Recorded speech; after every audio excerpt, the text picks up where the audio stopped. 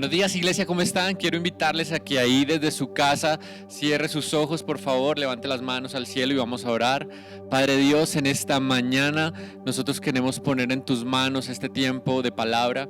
Queremos que todos nuestros corazones reciban la voz y la palabra que tú quieres sembrar en nuestros corazones. Por favor, quita todo lo que no sea tuyo y permite que nuestros corazones, nuestras mentes sean abiertas. Señor, nosotros hemos decidido creer que el 2021 es el año de victoria para nosotros. Esa fue la palabra que tú nos diste y queremos vivir conforme a ella. Ayúdanos, guárdanos, protégenos, dirígenos y por favor que esta palabra que hoy vamos a compartir quede sembrada en lo profundo de nuestro corazón y lo podamos poner en práctica cada día. Gracias Padre Dios, gracias Espíritu Santo, gracias Jesucristo. Oramos en tu nombre santo. Amén y amén. Bueno, iglesia, estamos empezando el 2021 y desde diciembre del año pasado venimos hablando de victoria. Y por eso quiero contarles un poco de cómo funciona la escogencia de los temas aquí en la iglesia.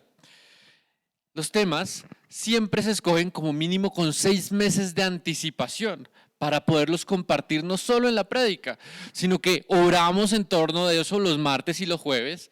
Y también en los J-Groups se comparte acerca del tema visto según el rango de edad o el perfil de vida que tiene cada uno.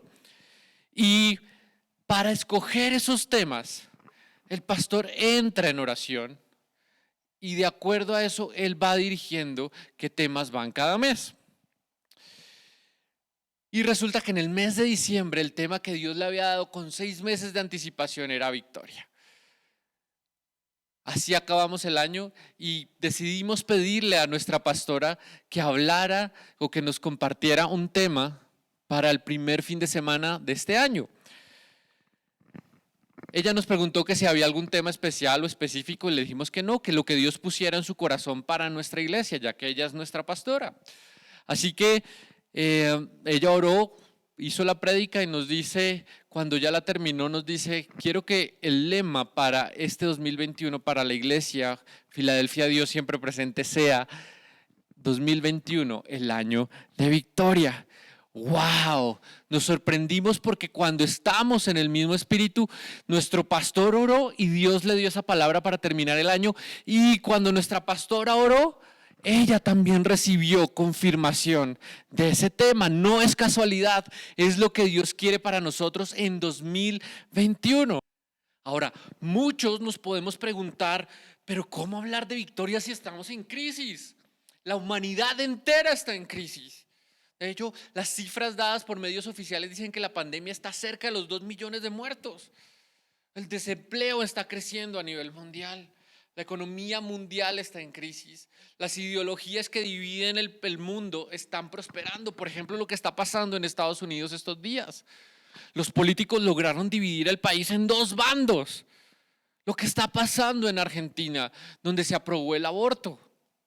Estamos en una crisis total en todo el universo y nosotros como cristianos muchas veces al escuchar lo que está pasando podemos sentirnos sin esperanza. ¿Cómo hablamos de victoria hoy?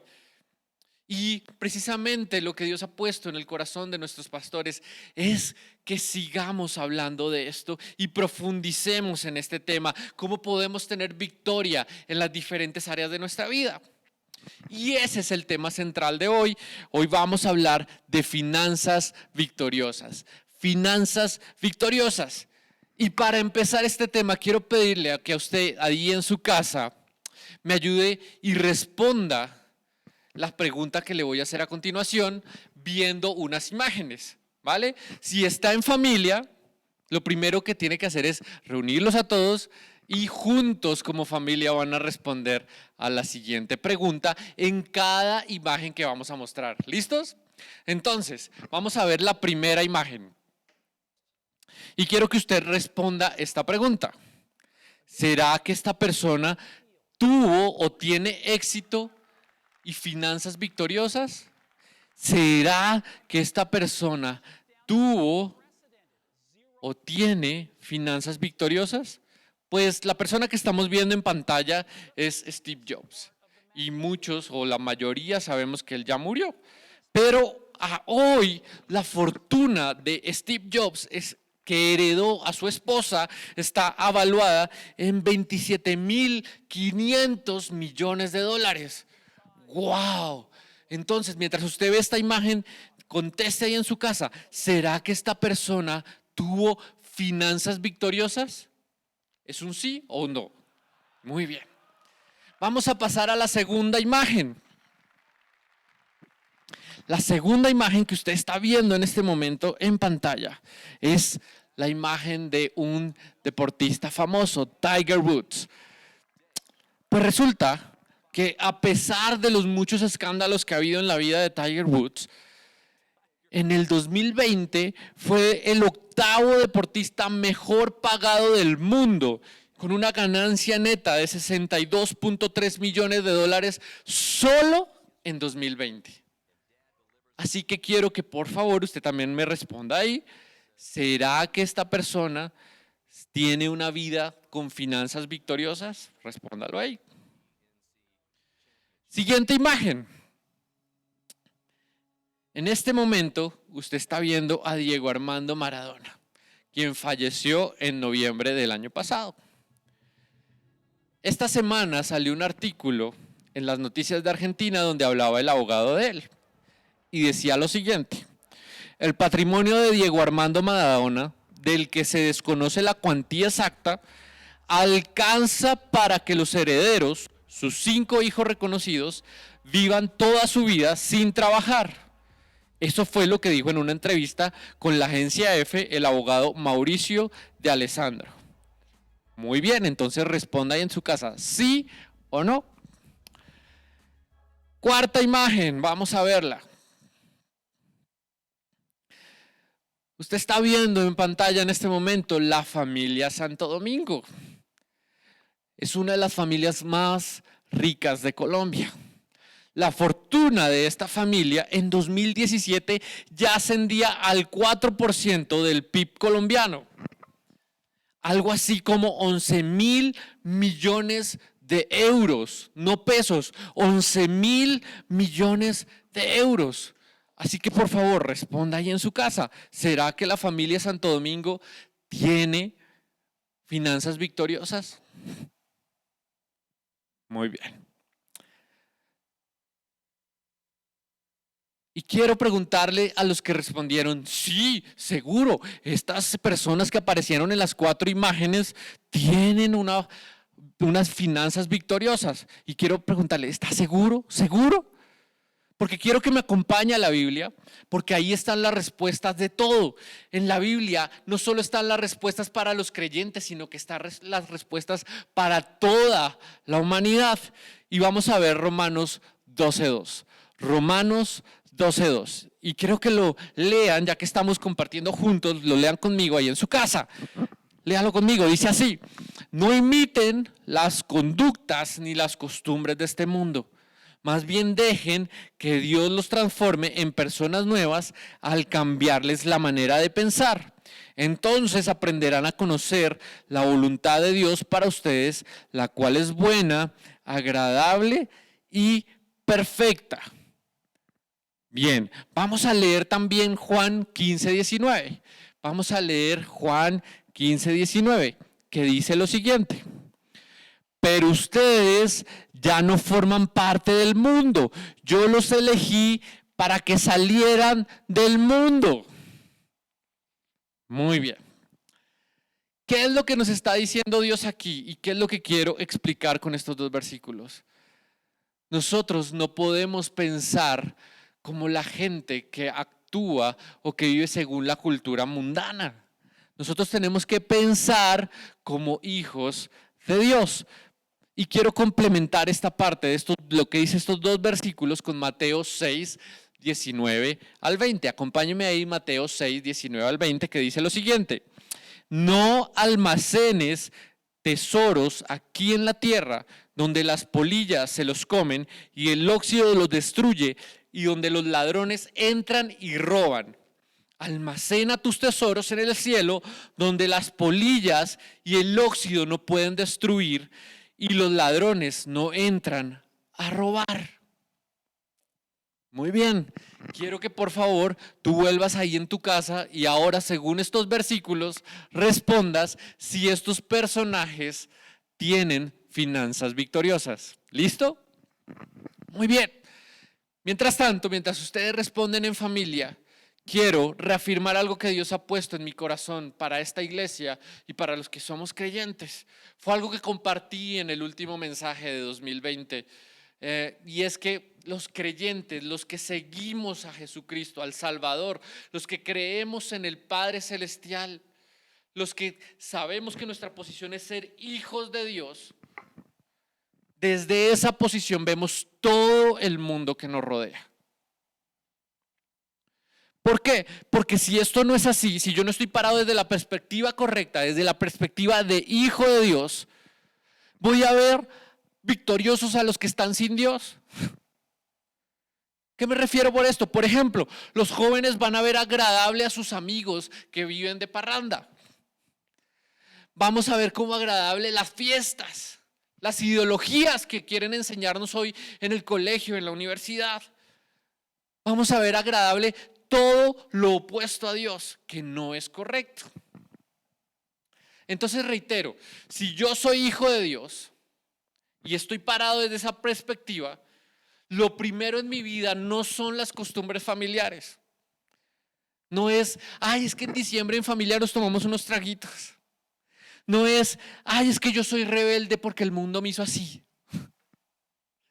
No es que yo creo que eso es lo correcto para mi vida. No, sino que yo escojo todo en mi vida basado desde esa perspectiva de hijo de Dios. Por ejemplo, yo escojo por quién votar según los principios de la palabra de Dios. No porque el político me cae mal. No porque el político que está ahora de moda en las universidades es tal, porque lo trajeron a mi universidad.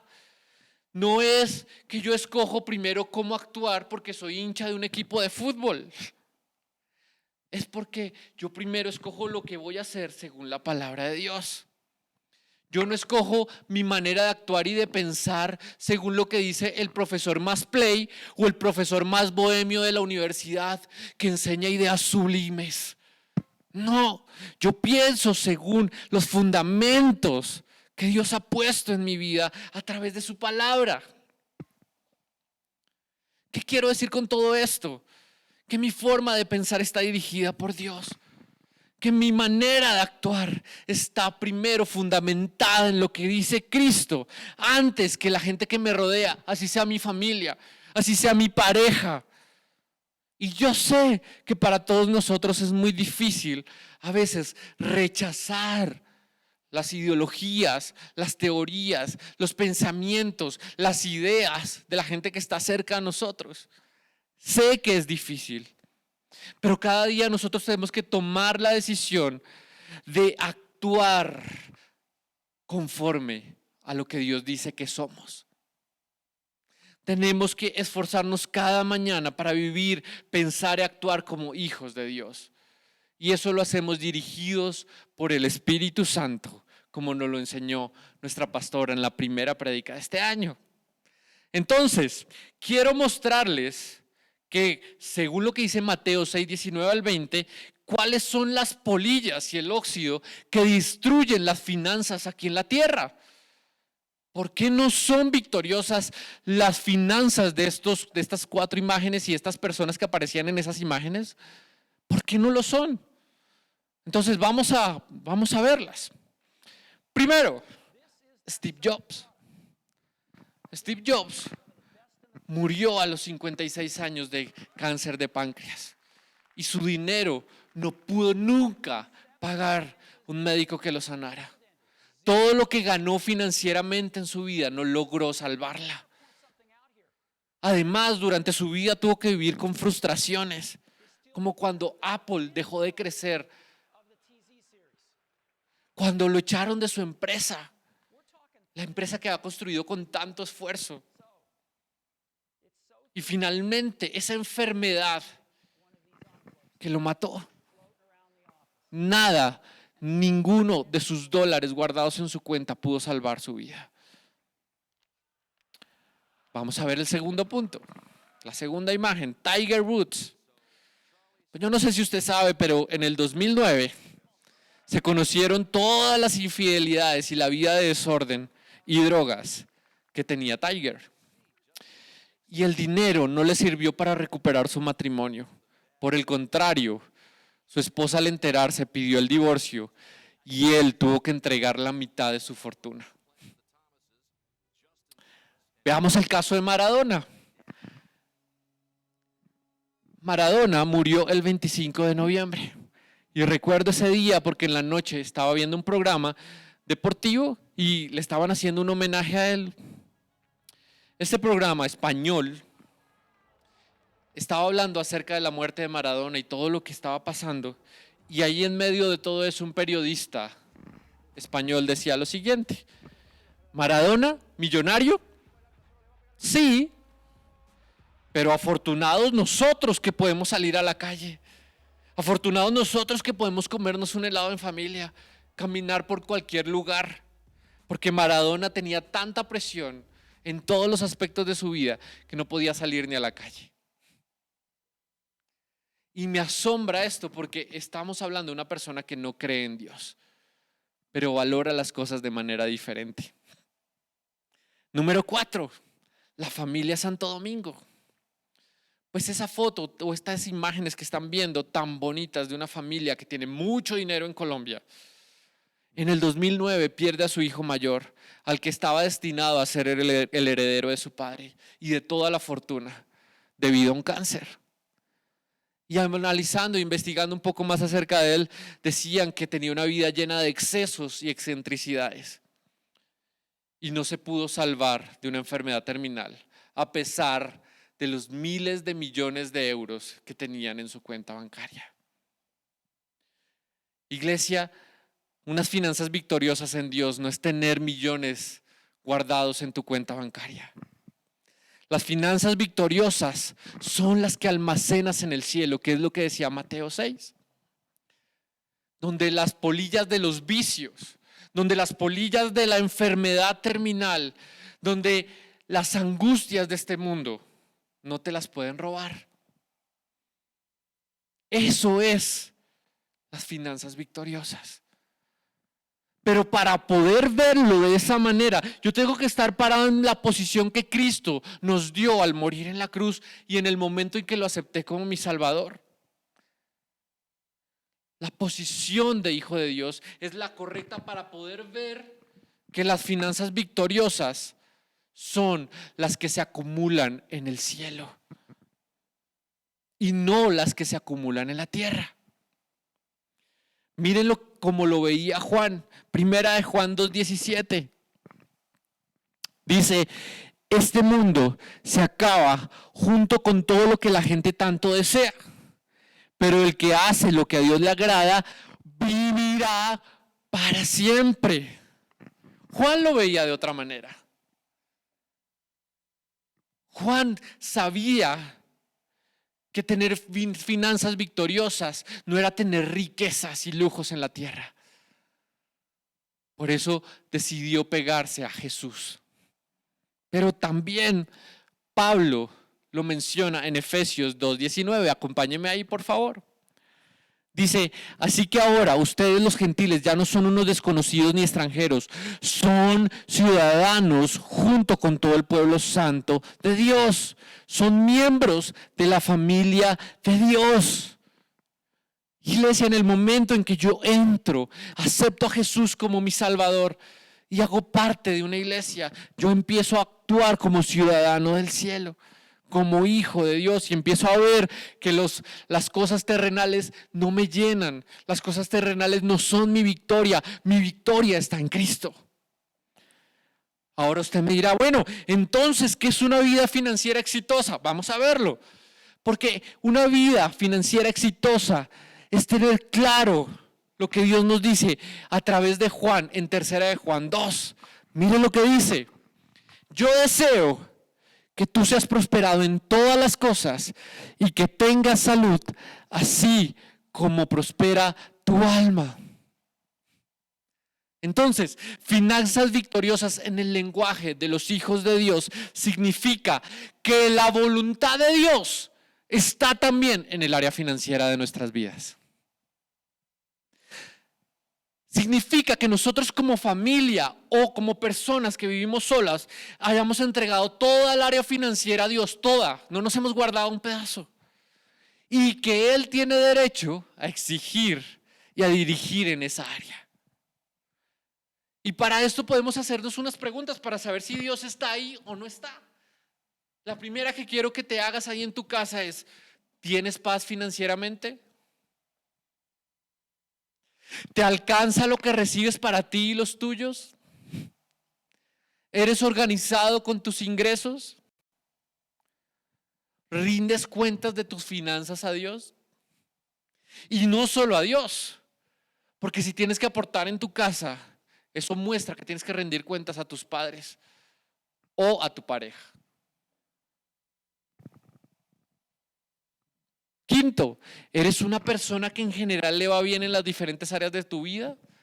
¿Todo te sale bien financieramente? Sexto, ¿vives alegre y agradecido con lo que Dios te ha dado? Ahora, si en estas preguntas contestaste sí, felicitaciones. Si contestaste no, mejor no te digo nada, pero quiero dar un marco general hoy de cómo lograr finanzas victoriosas, basados en entregar esta área a Dios, en que le demos todas nuestras finanzas a Él y que Él sea quien dirija nuestra área financiera. ¿Para qué? Para que en algún momento de nuestra vida lleguemos a contestar positivamente estas preguntas. Y por eso les voy a dar algunos principios básicos que cualquiera puede hacer obedeciendo a Dios. ¿Listo? Primero, entender que Dios quiere que seamos prosperados. ¿Qué quiero decir con esto?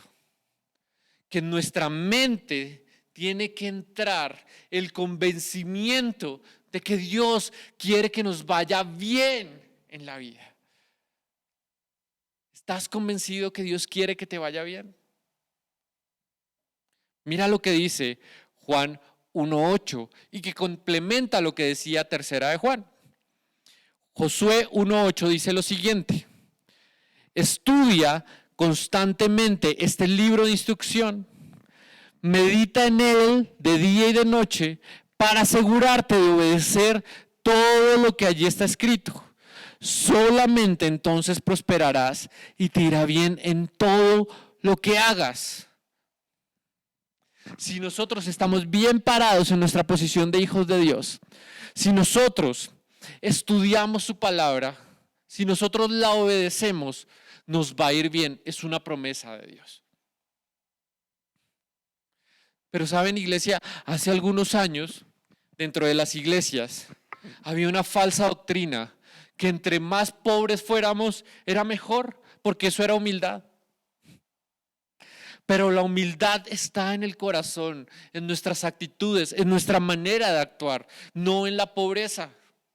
¿Por qué? Porque ya vimos aquí en Josué 1:8 y en tercera de Juan que Dios quiere que nos vaya bien, que disfrutemos de nuestra vida.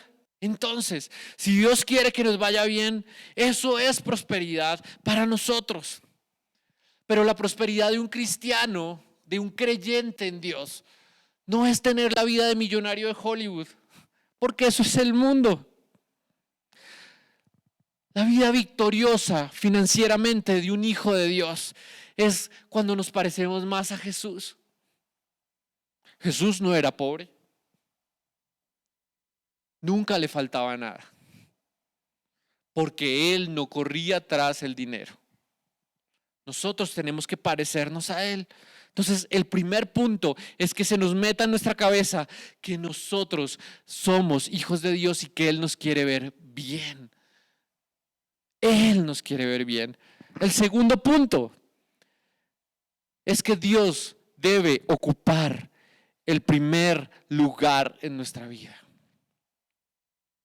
Y para resolver este punto, quiero preguntarte también a ti, ¿dónde está tu corazón hoy? ¿Por qué? Porque muchas veces durante nuestra vida, nuestro corazón se desvía ¿A qué cosas? Por ejemplo, los hijos, las cosas materiales, nuestra universidad, nuestros amigos, el descanso, las vacaciones. Nuestro corazón también se puede desviar hacia cosas que pareciera que no son ídolos en nuestra vida. Por ejemplo, las tristezas, la depresión o el dinero. Y Mateo 6 nos dice que busquemos primeramente el reino de Dios y su justicia. Eso es lo que dice Mateo 6:6. Y que todo lo demás vendrá por añadidura. Luego, yo entiendo que el reino de Dios no está siendo lo primero en mi vida, cuando hablar con Él, con Dios, es lo último en lo que pienso, es lo último de nuestra lista de tareas durante el día. Yo entiendo que Dios no es el primero en nosotros, cuando buscar la dirección de su palabra, de la Biblia, solo es lo último que recordamos hacer cuando estamos mal. Ay, me metí en deudas, auxilio, auxilio. ¿Qué dice la Biblia? ¿Qué dice la Biblia? ¿Ya para qué? No fue lo primero. El reino de Dios y su justicia no es lo primero en nosotros, cuando no me interesa que otros conozcan de Él. Cuando no nos interesa para nada la iglesia. Cuando nos empieza a coger pereza de ir, pereza de servir. Ahí es una alerta para que nos demos cuenta que Él no está haciendo lo primero en nosotros. Cuando vemos la iglesia como lo que toca los domingos y que por favor se acabe rápido. ¿Cuántos en este momento están pensando, ay, que se acabe rápido la prédica, a ver si almorzamos? Y eso nos pasa, no nos hagamos los santos, no digamos, no, eso no me pasa, a mí me ha pasado. Pero eso debe ser una alerta para que digamos, no, yo tengo que volver al lugar correcto en mi vida y que Dios sea lo primero, que Él ocupe el primer lugar. Tercer punto.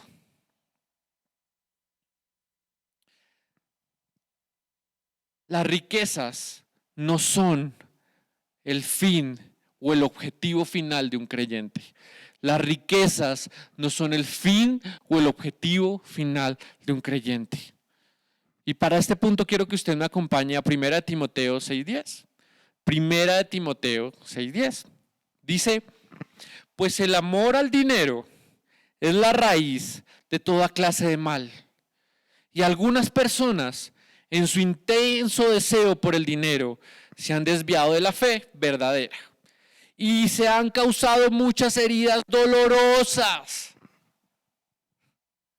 Miren lo sabia que es la palabra de Dios. Cuando nosotros corremos tras el dinero, cuando nosotros corremos tras las finanzas que impone este mundo, podemos terminar con heridas profundas porque ya habíamos conocido la palabra de Dios y desobedecimos.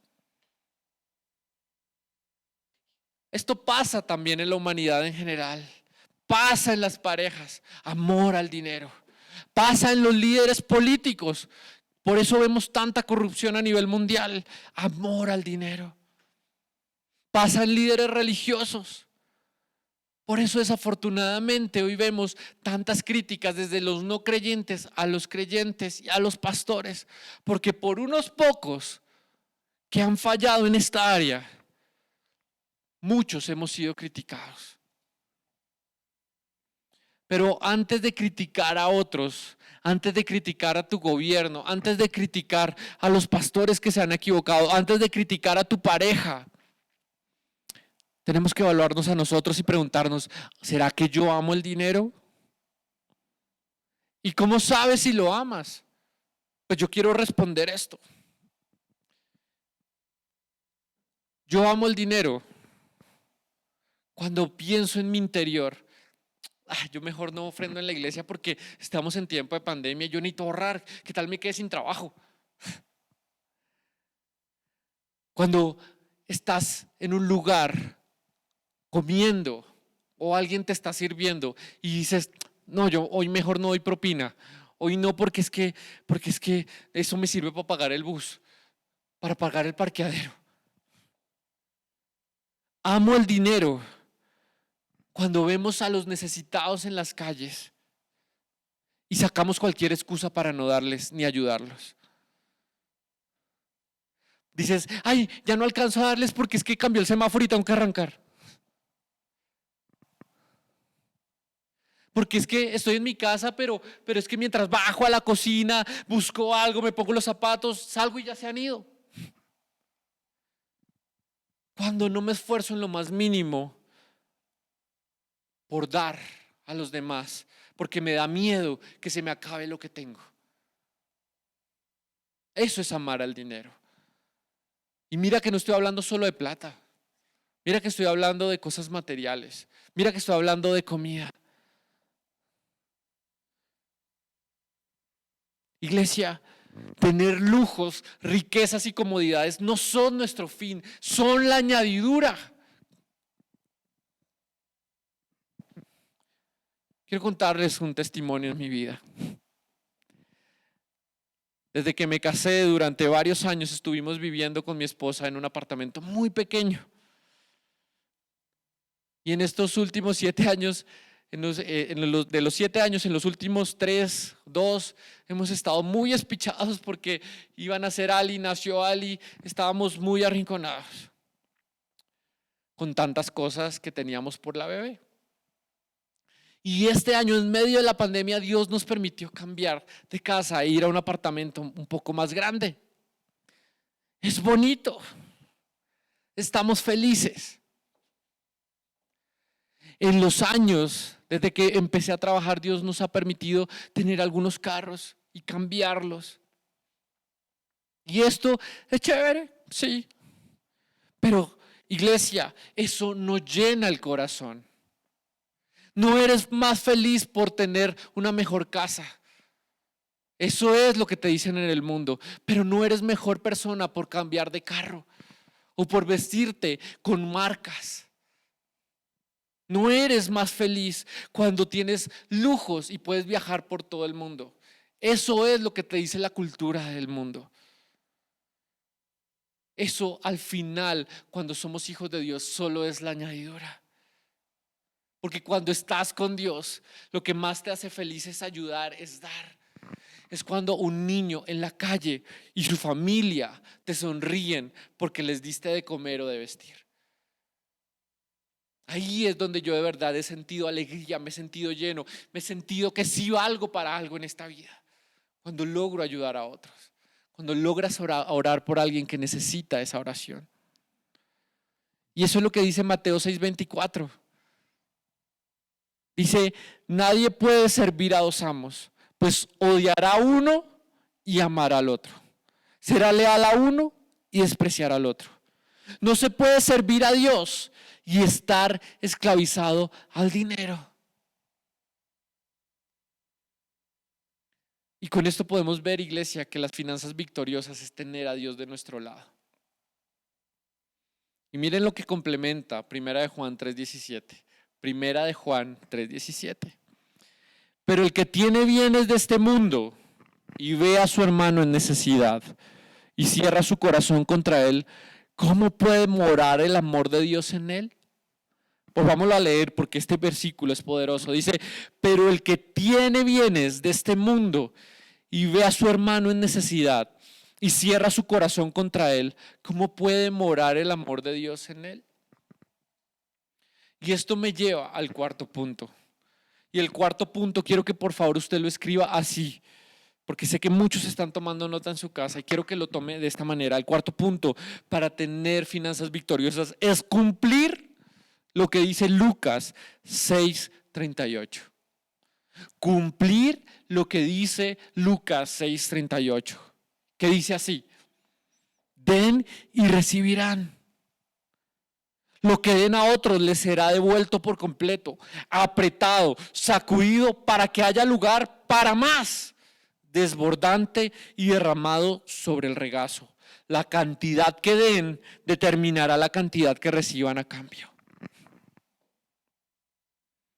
Eso es ser victorioso. Dar. Por eso les decía, la alegría más profunda en mi corazón es cuando he logrado dar para otros. En todas las áreas de mi vida. De hecho, recuerdo que cuando era niño me gustaba ahorrar lo que me daban para las 11.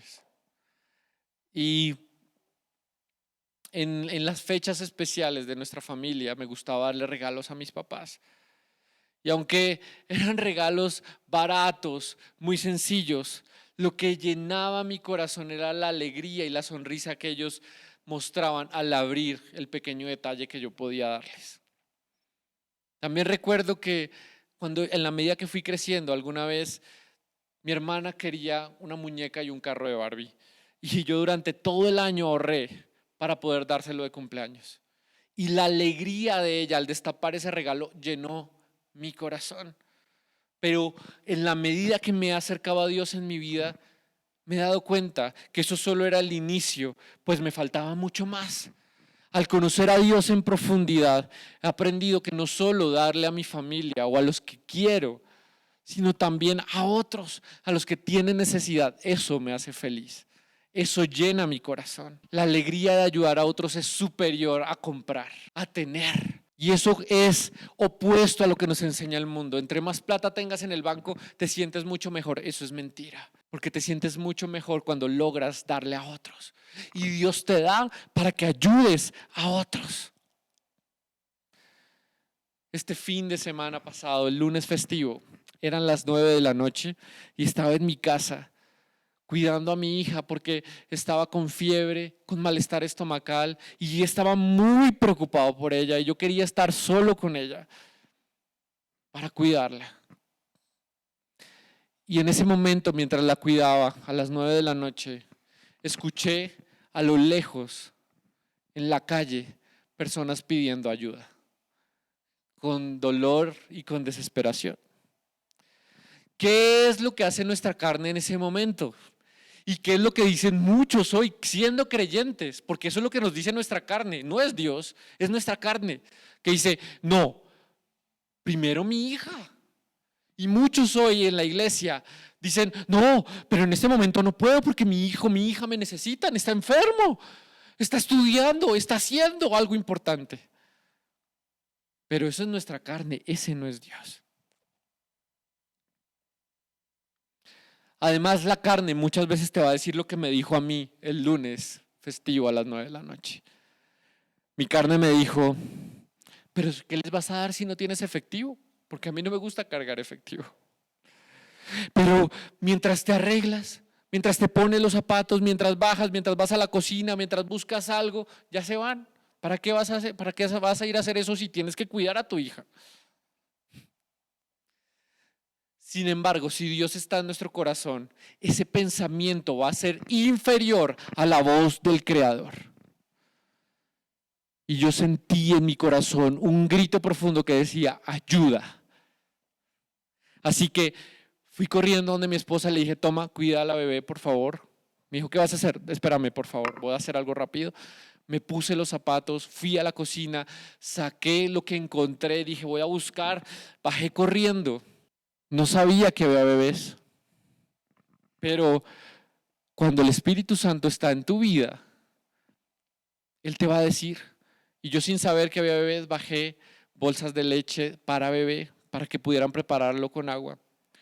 Bajé pan, bajé más comida y se los entregué. ¿Saben cuál fue la respuesta de ellos? Que Dios lo bendiga mucho a usted y a su familia. Yo quedé, wow. Y te asombras porque cuando tienes a Dios en tu corazón dices, wow, alguien me está bendiciendo. La respuesta es que al día siguiente, al mediodía, mi hija ya estaba bien, como si nada. ¿Por qué? Porque esta familia me bendijo y bendijo a mi familia. ¿Por qué? Porque mientras tú te encargas de otros, Dios se encarga de ti. Mientras tú te encargas de servirle a Dios, Él se encarga de ti. Mientras tú te encargas de las cosas del reino de Dios y su justicia, todo lo demás viene por añadidura. Quinto punto. El quinto punto para tener unas finanzas victoriosas es ser ordenados. Ser ordenados. Y quiero compartirles un versículo que Casi siempre que predico lo comparto, pero es que necesito que se quede grabado en nuestro corazón como iglesia. Y dice lo siguiente, Lucas 14, 28, 30. Sin embargo, no comiences sin calcular el costo, pues ¿quién comenzaría a construir un edificio sin primero calcular el costo para ver si hay suficiente dinero para terminarlo? De no ser así, tal vez termines solamente los cimientos antes de quedarte sin dinero y entonces todos se reirán de ti. Dirán, ahí está el que comenzó un edificio y no pudo terminarlo. Lo dicen en forma de burla. Y yo amo este versículo porque es algo que me muestra la voluntad de Dios. A Dios le gusta que tengamos planes. ¿Cómo construir finanzas victoriosas si no tengo un plan? ¿Cuál plan deberíamos tener? Pues primero, entregarle nuestras finanzas a Dios. Segundo, consultar la palabra de Él acerca de lo que estamos tratando de hacer. Decirle, Señor, me voy a meter en una deuda. ¿La hago o no la hago? ¿Qué dice la Biblia de las deudas? Hablar con Dios, planear, escribirlo. Y me saben, durante muchos años, desde mi niñez, escuché a cristianos decir, no, es que yo no tengo un plan porque tengo fe. Y es que si hago el plan de pronto me desanimo. Pero eso no es bíblico. La Biblia dice que Dios es un Dios de orden. Y también la Biblia dice que todos deberíamos tener un plan. Y ese plan en las manos de Dios puede ser un plan mucho mejor. Yo dejo que Él actúe. Proverbios 16:3 habla de esto. Dice, pon todo lo que hagas en manos del Señor y tus planes, no dice los de Dios, dice tus planes tendrán éxito. ¿Cuál es el mínimo plan que deberíamos tener como hijos de Dios para tener finanzas exitosas? Tener un presupuesto es lo mínimo que debemos hacer en nuestra casa, en nuestra vida personal. Y seguro algunos me dirán hoy, pero es que yo no sé hacer presupuesto, eso lo deberían hacer los financieros, los economistas, los contadores, yo no sé de eso. Pero es muy fácil y te lo quiero mostrar hoy. Así que en este momento te voy a mostrar una imagen que va a aparecer en pantalla y van a ver lo que dice acá. Ustedes aquí en la pantalla encuentran ingresos. Y esto lo puedes hacer en un cuaderno, en un Excel, donde tú quieras, pero es muy sencillo. La primera columna vas a poner los ítems de todo lo que inviertes al mes o todo lo que gastas. En la segunda columna vas a poner un título donde diga primero mes y luego ingreso. Y vas a poner todos los meses del año. En la primera columna vas a poner, por ejemplo, inversiones. Y ustedes van a ver en esta columna que yo puse un número aleatorio en ingresos que dice 500. No pongo otra cosa para que no se preste a malos entendidos. Pero entonces, lo primero que pongo en los ítems de gastos o inversiones o deudas por pagar, en esta primera columna pongo yo inversiones. Y el primer punto que pongo acá es diezmo y ofrenda. Ahora, muchos dirán, uy, si ven, es que como este trabaja en la iglesia está pidiendo plata. No, lo hago basado en la palabra y te dejo de tarea buscar Mateo 6:33, Éxodo 23:19, Primera de Corintios 16:2, Proverbios 3:9 al 10, Malaquías 3:10. Eso lo haces de tarea tú porque eso es lo que muestra la palabra. Pero aún así te voy a dar un versículo acá. Quiero que me acompañes a Deuteronomio 26:2. Deuteronomio 26:2. Dice, tomarás las primicias de todo lo que produzca la tierra que el Señor tu Dios te da y lo pondrás en una canasta y luego irás al lugar donde el Señor tu Dios haya decidido habitar. ¿Dónde? La iglesia. Entonces dice que eso es lo primero. Ahora tú lo guardas de primero, pero también dentro de inversiones puedes poner ahorro, el mercado, la ropa, el aseo, reparaciones de la casa, los médicos, el estudio de tus hijos, las salidas familiares. todo lo que estás viendo en este momento en la columna de ítems de egresos mensuales. También puedes tener otro apartado que sea gastos fijos. ¿Y en gastos fijos qué hay? Pues los servicios, la administración, el transporte de todos en la casa para ir al estudio o para ir a trabajar. Puedes poner otro ítem grande que diga deudas. Y en deudas tienes las tarjetas de crédito, las deudas con los bancos, con entidades financieras o incluso con la familia si las tienes. Y luego de tener el total, sumas todos estos gastos o estas inversiones y lo coges ese valor y lo restas de tus ingresos. Eso te va a dar un saldo en verde o un saldo en rojo. Con eso, ¿qué tienes que hacer? Pues decidir si tienes que posponer alguno de estos pagos para no endeudarte. Si tienes que posponer alguna de estas cosas para pagar lo esencial y estar tranquilos en casa.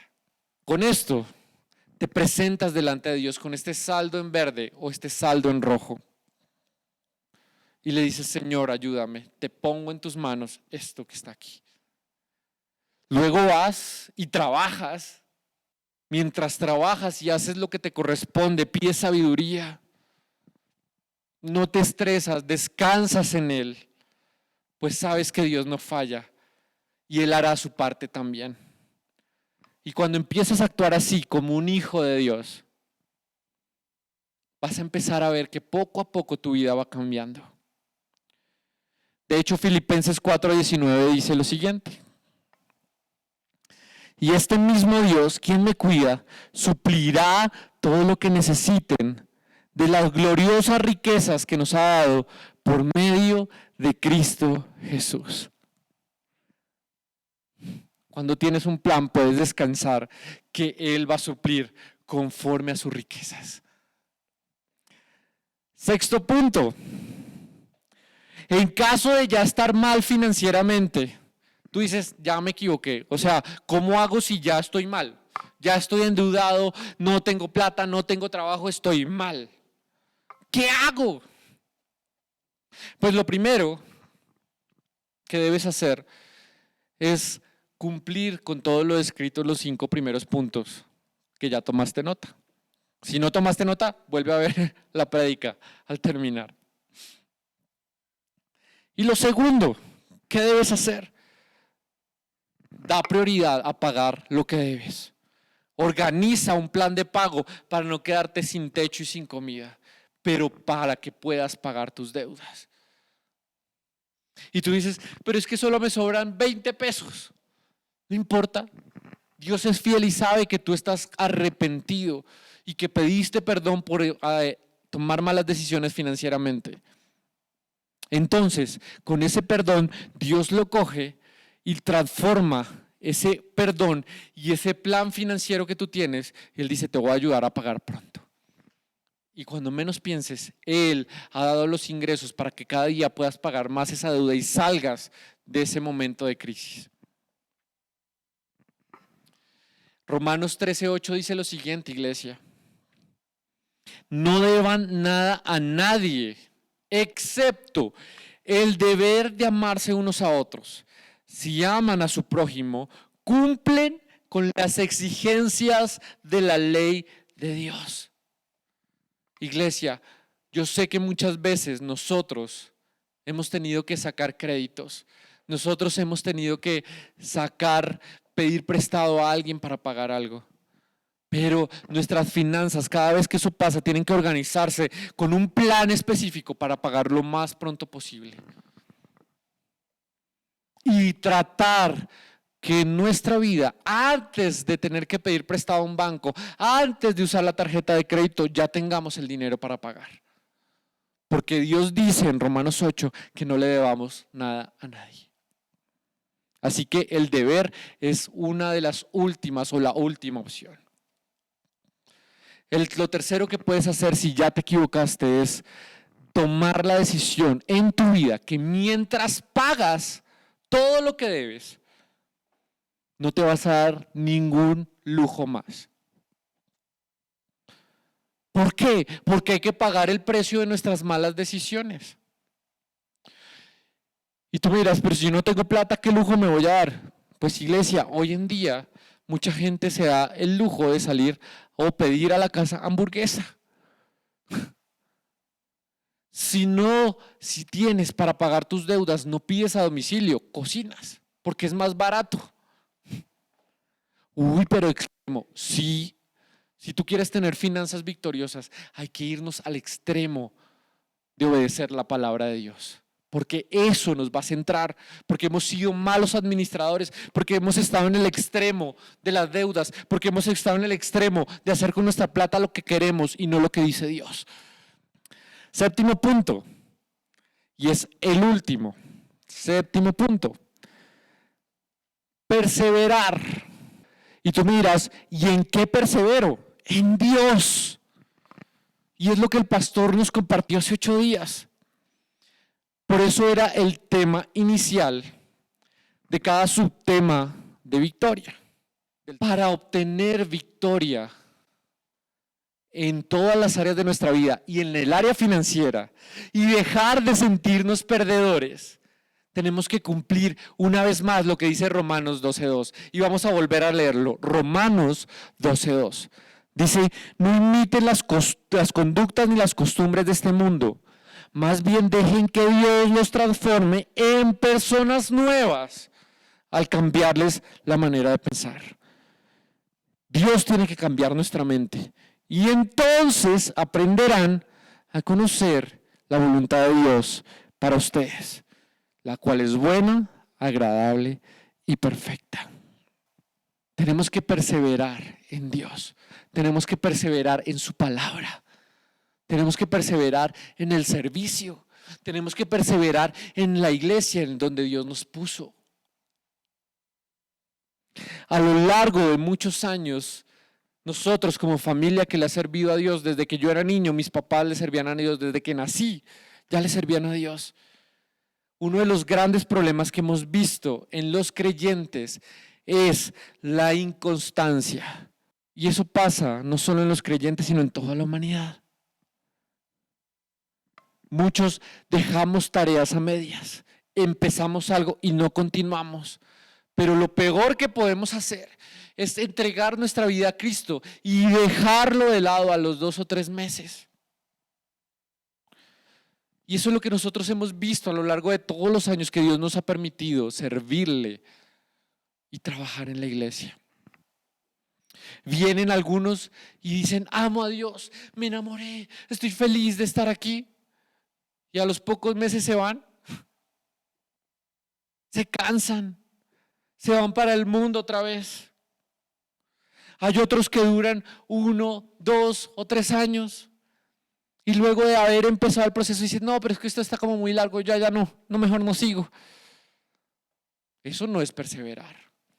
Otros dicen, no, yo me voy para otra iglesia porque es que esta iglesia donde Dios me puso, aquí no hacen lo que yo pienso. Aquí no cantan como yo quiero que canten. Aquí no hacen lo que yo quiero que hagan. Y ahí estás yendo en contra de lo que Dios dijo para ti y donde Él te puso, porque Él sabía que tú ibas a crecer, era ahí. Esto es dejarse guiar por el enemigo. Y cuando nos dejamos guiar por el enemigo, nos volvemos enemigos de Dios y de su iglesia.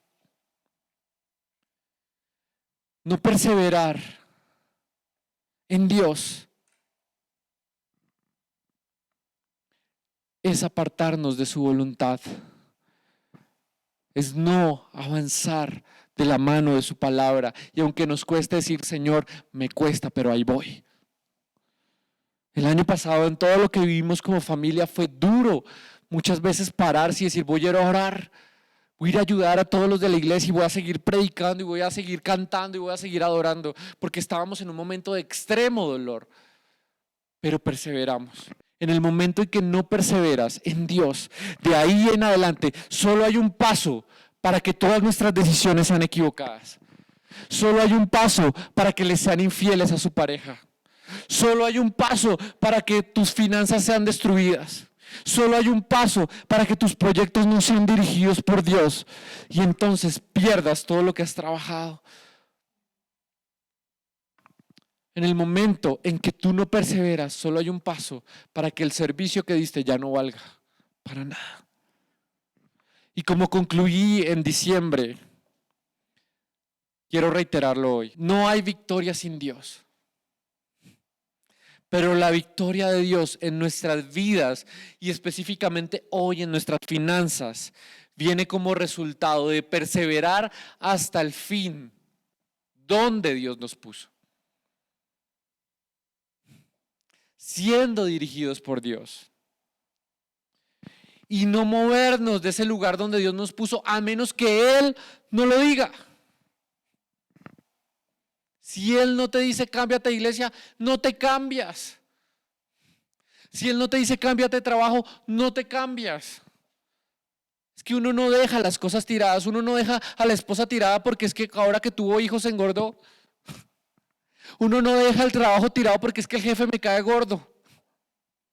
Uno no deja la iglesia tirada porque es que ya no predican como yo quiero que prediquen.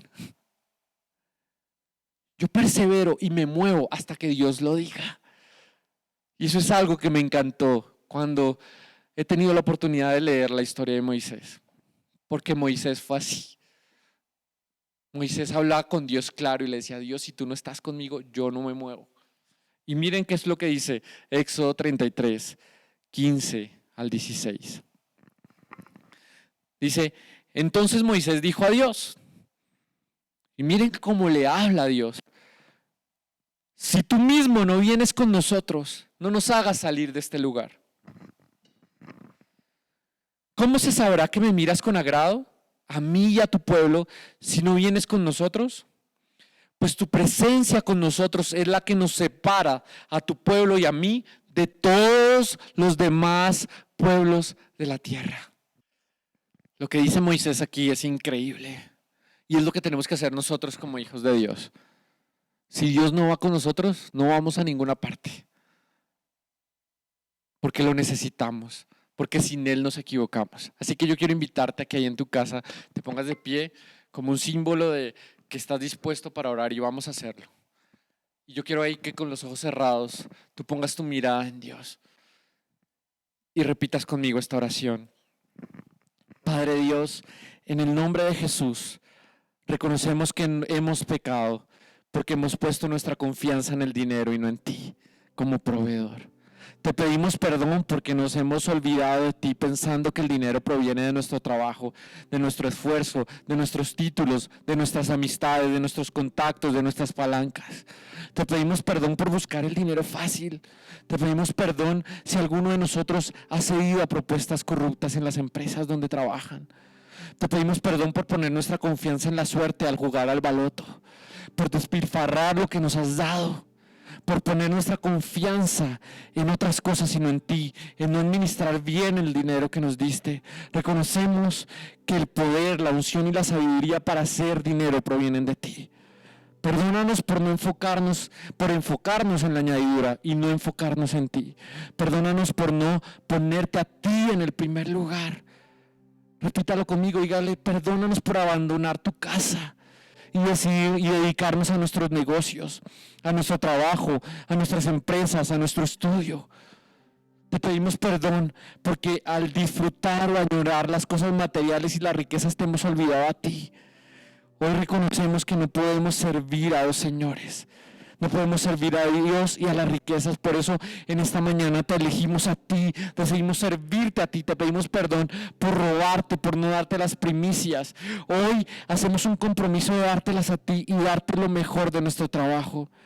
Renunciamos a la mentalidad de escasez, a la mentalidad tercermundista, a la tacañería, a la oposición a prosperar, a todo lo que nos hace sentir indignos de la bendición y la abundancia del cielo. Renunciamos a las mentiras en contra tuya, que nos dicen que tú no das en abundancia, sino apenas lo necesario y que no puedo tener los deseos de mi corazón. Hoy declaro que tú te deleitas en el bienestar de tus hijos y concedes los sueños de nuestro corazón. Renunciamos a todo espíritu de amor al dinero, a la ambición, a la codicia, a la estafa, a la vanidad, a la vergüenza, a la indignidad, al bloqueador de la bendición. Renunciamos al devorador, renunciamos al faraón que nos esclaviza al dinero, que nos esclaviza al trabajo, y recordamos que el Señor es nuestro proveedor, que Él quiere que nos vaya bien y que seamos prosperados espiritualmente. Y ahora, iglesia, yo voy a orar por ti. Extiende tus manos. Señor y Padre Dios, en el nombre de tu Hijo amado, declaro cielos abiertos sobre las familias y sobre las personas que están viendo esta prédica. Señor, abre tus cielos y que haya mentalidad de abundancia y prosperidad, no de dinero, sino de abundancia espiritual, para que todos centrados en ti seamos agradecidos por todo lo que nos has dado y no solo por la añadidura. Proclamamos que Dios es nuestro proveedor, por eso nada nos faltará, todo saldrá bien y lo mejor está por venir. Somos victoriosos en el nombre de Cristo Jesús. Amén y amén. Iglesia, los bendigo, bendigo sus vidas, bendigo sus familias y también bendigo a los que nos acompañan por primera vez.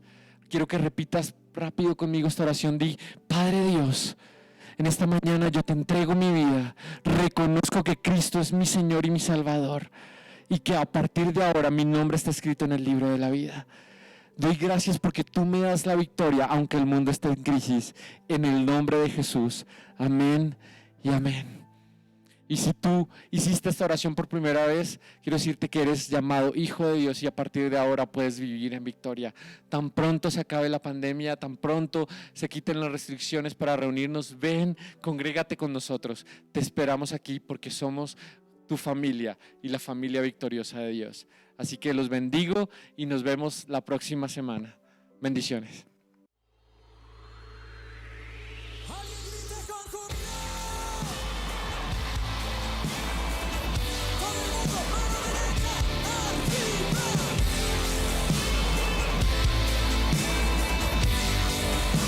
¿Dónde está la esposa que sabe salvar?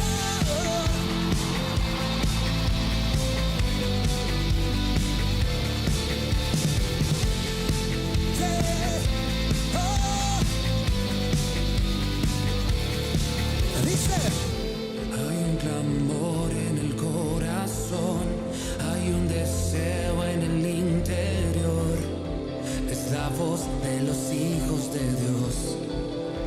¿Lo decimos juntos? Hay un clamor en la tierra hoy, hay un anhelo en tu iglesia, Dios.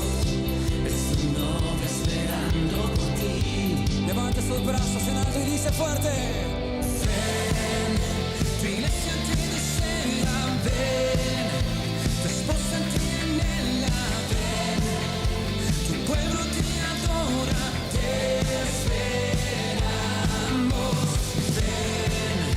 Sorprende con tu gloria, ven, confirma con justicia, ven, desciende con poder y vuelve. Manos arriba.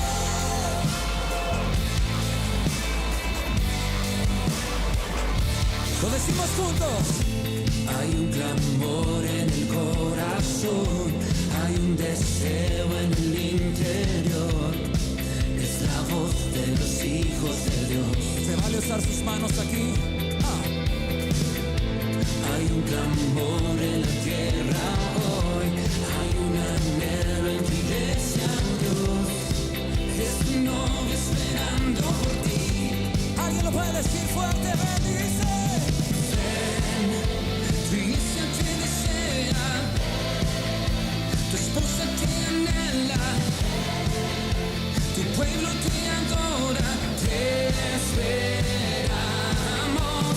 Ven, sorprende con tu gloria, gobierna con justicia, desciende con poder y vuelve pronto.